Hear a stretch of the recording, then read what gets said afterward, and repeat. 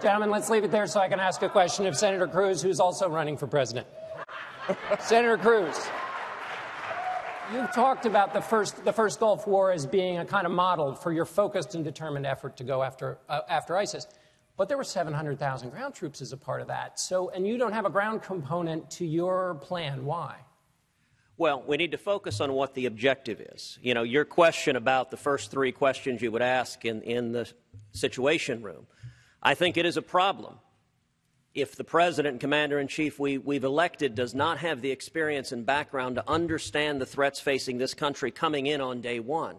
If you look at the threats facing this country, the single gravest threat, national security threat, is the threat of a nuclear Iran. That's why I pledged on day one to rip to shreds this Iranian nuclear deal. And anyone that thinks you can negotiate with Khamenei does not understand the nature of Khamenei.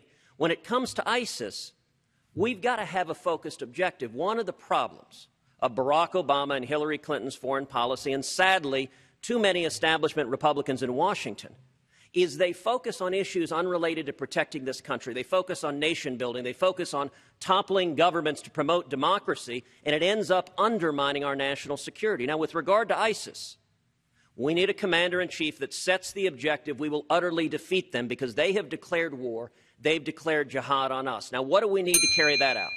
We need overwhelming air power.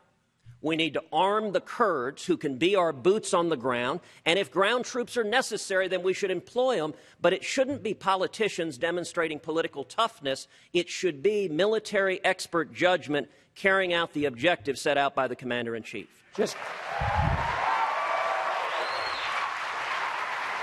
very quickly, 30-second follow-up. You've said that essentially the Kurds would be the American ground forces in there.